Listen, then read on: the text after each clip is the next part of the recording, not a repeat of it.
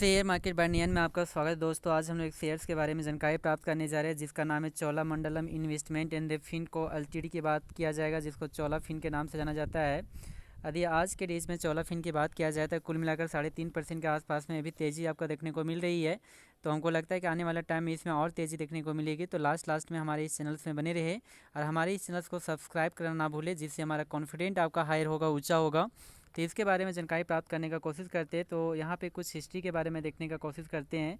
तो आज के डेज में जैसे ही आपका कहता है कि मार्केट ओपन हुआ था, तो यह भी जो शेयर है करीब करीब कहता है कि आपका कहता है 1205 के आसपास में आपका ओपन हुआ है। और हाई की यदि बात किया जाए तो 1292 के आसपास में आपका कहता है कि यहाँ पे हाई बनाने का कोशिश किया गया है। और यदि यहाँ पे लो की यदि बात किया जाए तो 1196 के आसपास से बनाया है। और यदि मार्केट कैप की बात किया जाए तो मार्केट कैप भी बहुत बढ़िया है, जिसमें 1 लाख से भी आपका प्लस देखने को मिलती है। और पी रेशियो भी ठीक ठाक है 26 के आसपास में। और ये कंपनी लाभांश भी देती है, जिसमें 0.16% के आसपास में देखने को मिलती है। यदि यहाँ पे कहता है कि बाउनिक हाई की यदि बात किया जाए तो बाउनिक हाई जो बनाया है वो आपका 1652 के आसपास से बनाया है। बाउनिक लो की बात करते हैं तो 1011 के आसपास से बनाया है।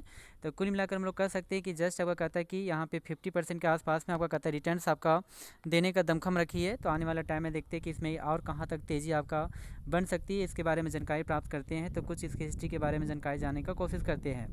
यदि यहाँ पे 5 डेज़ के यदि डाटा को चेक किया जाए तो 5 डेज़ में कुल मिलाकर उतना अच्छा रिटर्न्स तो बनी नहीं है, लेकिन ठीक ठाक ही है। लेकिन आपका नेगेटिव रिटर्न्स है, जिसमें 3% का आपका नेगेटिव रिटर्न्स देखने को मिल रही है। एक टाइम में यह शेयर 1205 के आसपास में था, उसके बाद तेज़ी यहाँ पे देखने को मिली, पुनः करेक्शन हुआ, फिर सपाट बनाए रखा, फिर आपका करेक्शन हुआ, फिर तेज़ी यहाँ पे देखने को मिली है।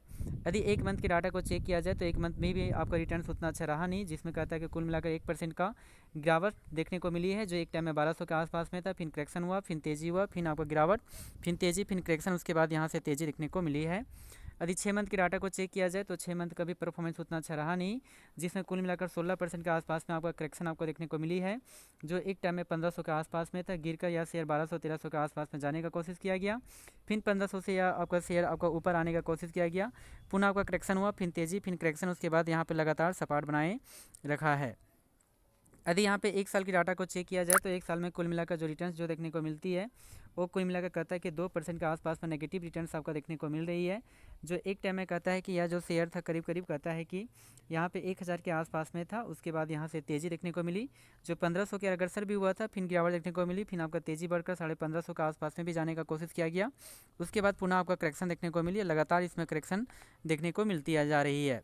यदि यहाँ पे 5 साल के यदि डाटा को चेक किया जाए तो 5 सालों में आपका रिटर्न्स आपका ज़बरदस्त रिटर्न्स है, जिसमें कुल मिलाकर 3% 300% के आसपास में रिटर्न्स है, अर्थात 1 लाख का वैल्यू 4 लाख के आसपास में आने का भी कोशिश किया गया है। इस ग्राफ के माध्यम से समझ सकते हैं।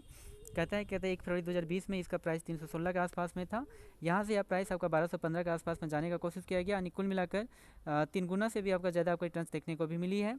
वहीं पे कहता है कि तुरंत आपको कहता है कि कोरोना वायरस के टाइम में यह शेयर आपको गिर कर करीब करीब कहता है 144 के आसपास में भी आने का कोशिश किया गया 8 मई 2020 में। उसके बाद यहाँ से आपका तेज़ी देखने को मिली, तेज़ी के बाद फिर यहाँ से सपाट बनाने का भी कोशिश किया गया, और सपाट बनाने के बाद लास्ट में यहाँ पे ब्रेकआउट भी देखने को मिली। अब ब्रेकआउट जो आपको देखने को मिली थी 17 मार्च 2023 में मिली, जो 763 के आपका अग्रसर हुआ। उसके बाद यहाँ से आपको कहता है तेज़ी के बाद लगातार इसमें आपका तेज़ी आपका बरकरार रही, और तेज़ी बढ़कर करीब करीब कहता है कि 1609 के आसपास में जाने का कोशिश किया गया 27 सितंबर 2024 में, और पुनः वहाँ से फिर आपका कहता है कि नीचे क्या आपका करेक्शन देखने को मिली है। यानी कि आपका कहता है कि रिटर्न्स आपका 5 सालों में आपका ठीक ठाक है, ऊपरी लेवल से यहाँ पे थोड़ा सा मुनाफा वसूली आपको देखने को मिली है।